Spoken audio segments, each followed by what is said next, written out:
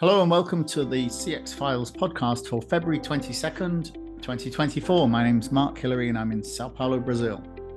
And I'm Peter Ryan in Montreal. Mark, great to see you. And it's amazing. I think we're in a leap year this year, aren't we? So we're going to be going to the 29th next week. Yeah, next week is still February, just once every 4 years, I always felt sorry for people who had a February 29 birthday. When I was young, I thought to myself, oh no, they're not going to be able to get a present or have a birthday party. But, there's workarounds to everything I've learned. Yeah, absolutely. Well, it must be fantastic though when you hit your 40s and you've only had 10 birthdays. No, well, some people just have that joy of youth about them. Yeah. So we're talking about data and analytics this week, aren't we? We are indeed, Mark, and it's a really fascinating chat that I was able to pull together.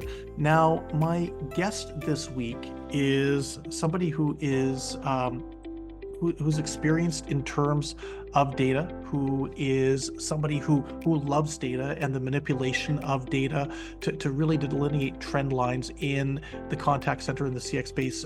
The lady is named Vaishali Dialani. She is based in Dubai, and she's worked in the CX data realm for some time. Now, one of the reasons I thought it would be good to catch up with her was because she's very effusive and very vocal about the practical application of finding data, being able to delineate different trends that data sets are able to provide. But she's also very passionate about the application of analytics. And this is something that I think you will agree with me on. We have picked up for years that so many enterprises are underinvested in their analytics capabilities.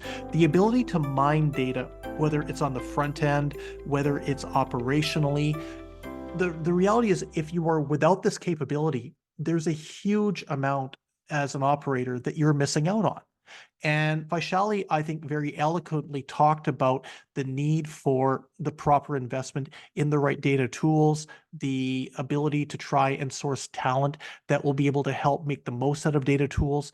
And the thing that came to my mind was, after talking to Vaishali, if an organization actually invests in the technology and in the people power to make the technology work and to get the most out of it, they're going to ask themselves, why didn't I do this a long time ago? Yeah, and I was just thinking about that as you were talking, because it's about 20 years now since I was advising a company in India, and we bought another company. We bought an analytics company, and they were specialized in credit card analysis. They would look at consumer behavior and predict which customers are likely to default on their credit card payment, and this was in about 2004. So clearly today we have many more data points, much more sophisticated analysis, including much stronger AI analysis. I mean, this is much more important than ever. But even 20 years ago, we were doing stuff like being able to predict which customers you need to reach out to. And of course, for organizations that have, say, a subscription business model, I mean, that can be really critical. If you know who's going to give up that Netflix subscription because they're just not using it anymore, this kind of thing can be really, really powerful for proactive CX. Yeah, I would agree with you. And that's something that Vaishali touched on over the course of our chat. There's so much that can be done in terms of preventing customer churn. There's so much that can be done in terms of identifying agent trends in terms of what's happening on the floor of a contact center. There's so much that can be done in terms of segmenting your different customers and what they're experiencing, perhaps based on demographics, perhaps based on location, even on the channel they're using. It just makes sense to bring this technology and the skill set on to make sure the technology works. So I would suggest that you and I pass the baton over to Vaishali and we hear what she has to say, given the fact that she has got just such a passion for this topic. I think it's infectious. Okay, let's go for it.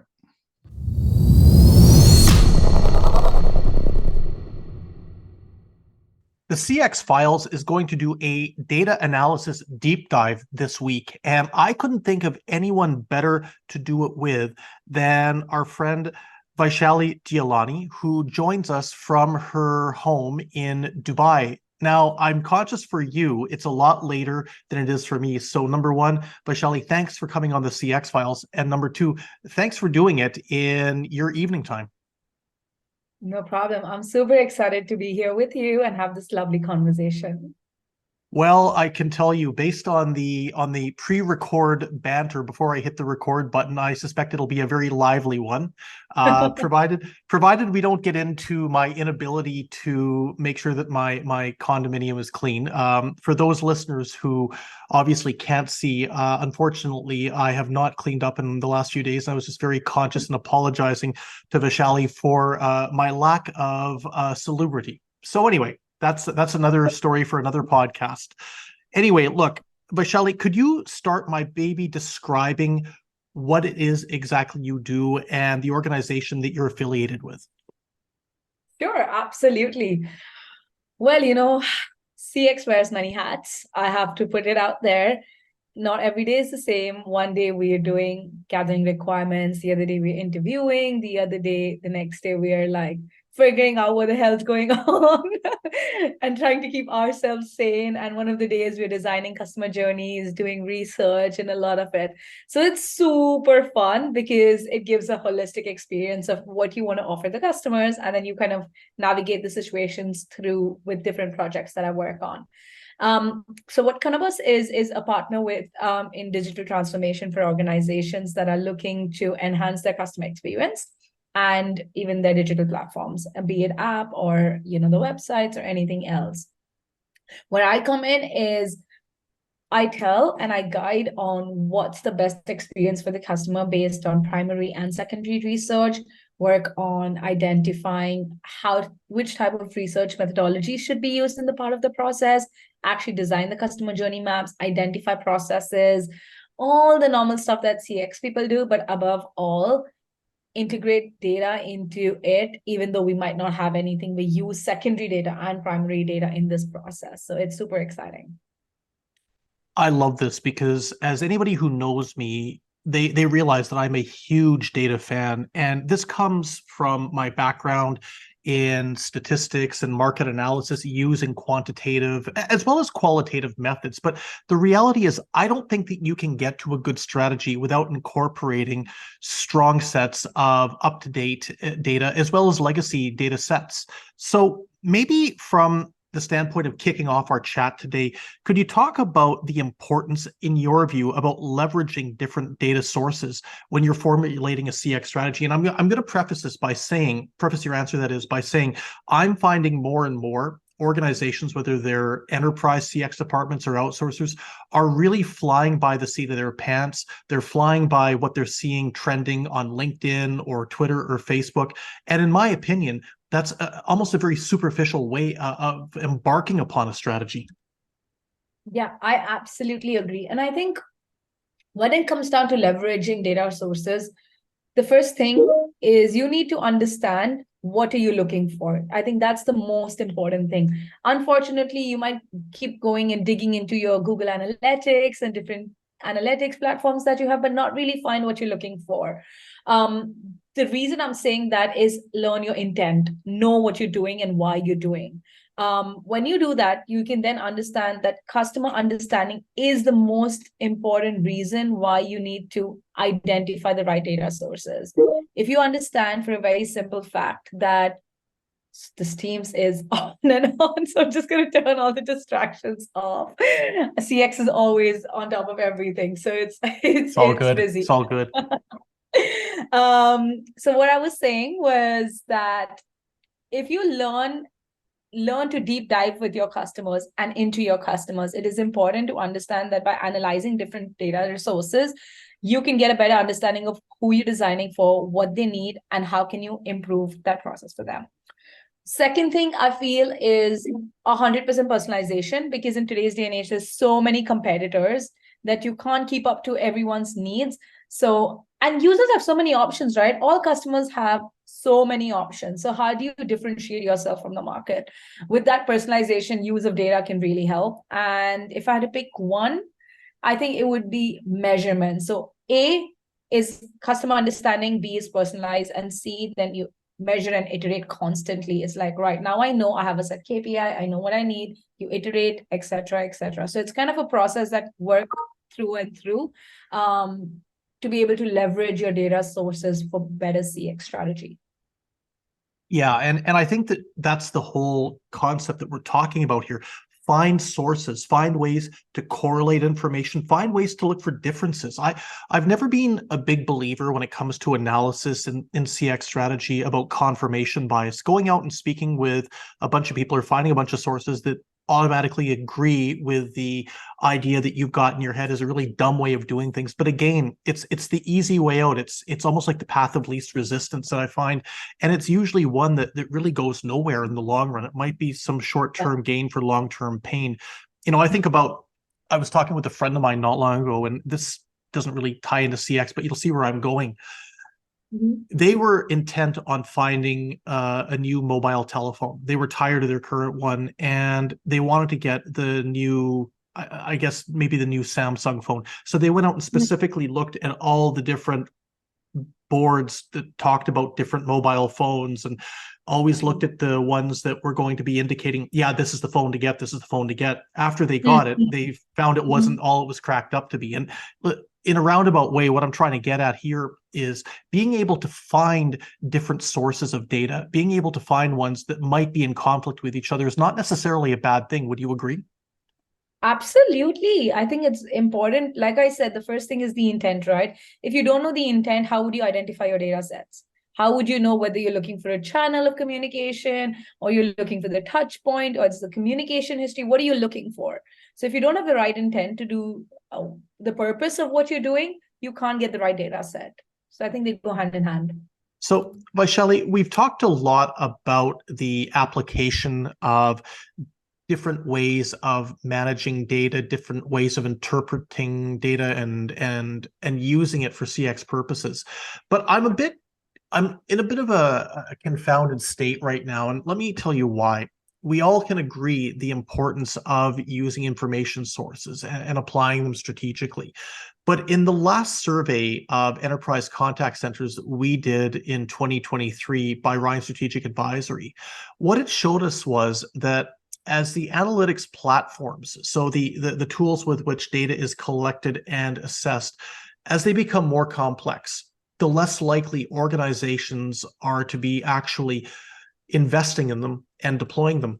So from your perspective, as somebody who lives, eats, and breathes data, what's the risk in organizations, regardless of the sector, not being able to leverage more complex tools or more sophisticated tools when it comes to analytics and when it comes to being able to use and interpret data in a more granular fashion? Wow, that's an excellent insights from the report. And honestly, I have to agree with it. Unfortunately, as much as organizations are trying to make these analytics platforms simpler, they are complex. And I agree that these organizations, the client side, are more likely to not be using it enough and leveraging it. So now that I feel like there are too many risks, but if I had to point out three main risks for our listeners, and from my personal experience, I would say that lack of strategic insights. You have a lot of hypotheses and assumptions of what your customers should be doing, can do, are doing. But because of the inadequate tools and capabilities that they have, strategic insights can't be made out of that. And you can't gather those meaningful qualitative or quantitative insight customer data that we are looking for, that enriching quality data that will be like, bang on, this is why I know this is not working, or this is working and this is what needs to be fixed. And I think that will directly impact on not understanding your customers well, not understanding their preferences and tastes of, and also hindering the use and deployment of formulating CX strategies and then B, implementing them as well. So I think that has a direct relationship on one of those aspects. The second one I feel is that also directly lacks to like inefficient decision making, lack of missed or personalization opportunities. But most importantly, because you don't have that customer data, you are increasing that customer experience gap. Because when it's small, it's fine. But when you're increasing that bridge, you are now having problems that you don't know about, don't have the eye for it, and then don't even know how to solve them because you don't know what they were.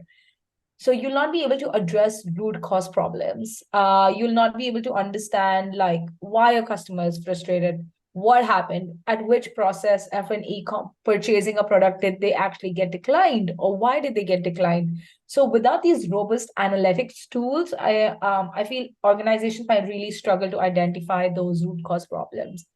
So to sum them up, I think inefficient decision making, lack of strategic insights, lastly, lack of identifying problems or root causes, all of them leading to not being able to make the right decisions as a business.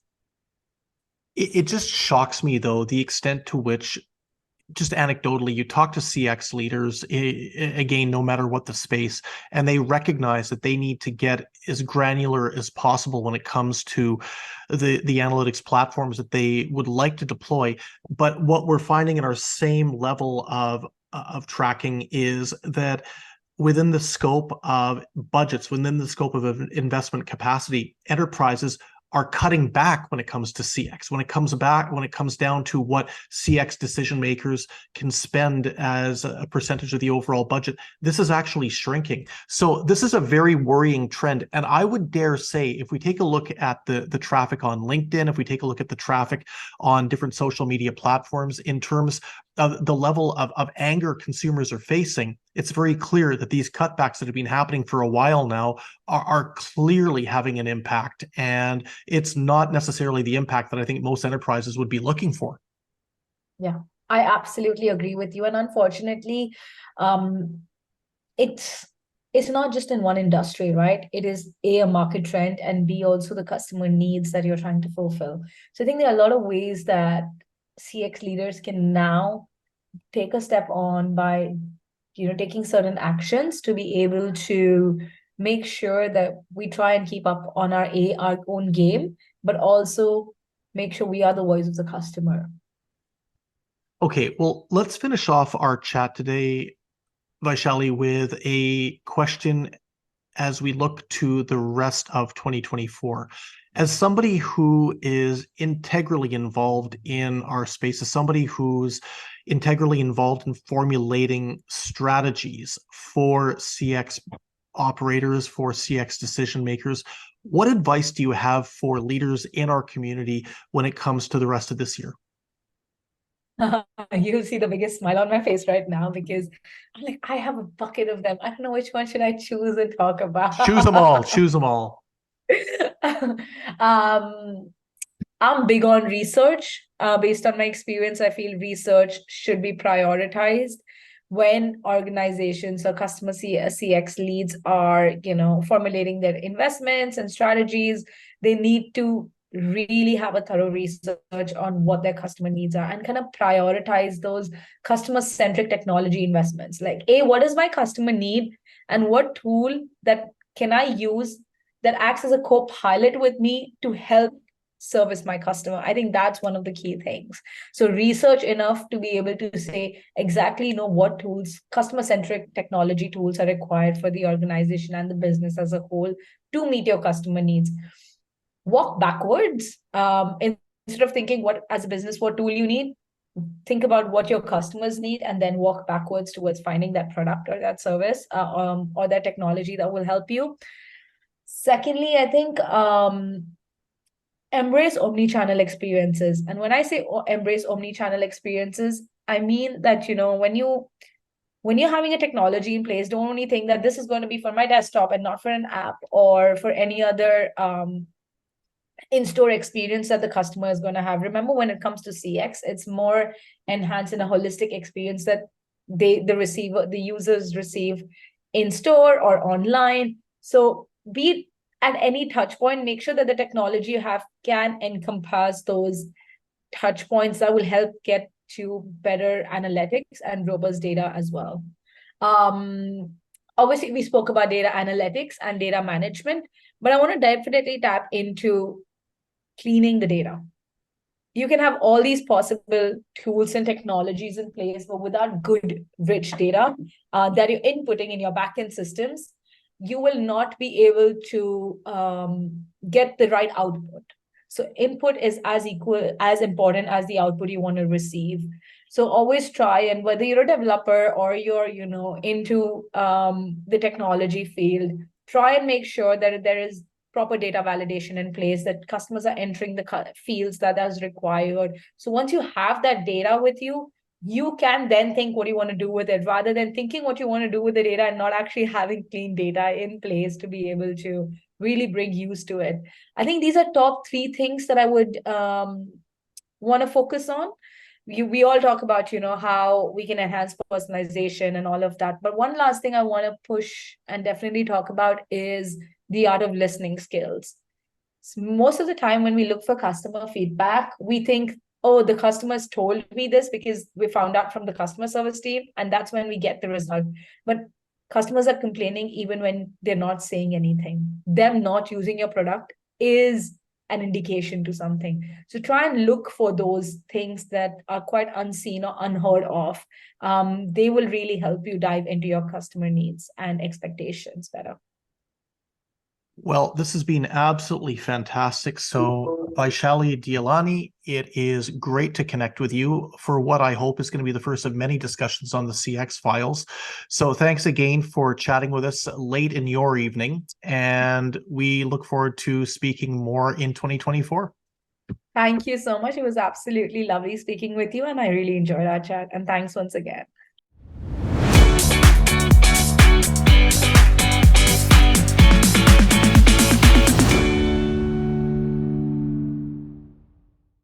Thanks for listening to the CX Files podcast. We really appreciate your feedback and suggestions. You can reach myself, Mark Hillary, or Peter Ryan via LinkedIn. Please also leave a rating or review on your favourite podcast provider, as that helps more people to find us. As always, we'd like to thank Chris Haig at Traction Media for the CX Files graphics. See you next week.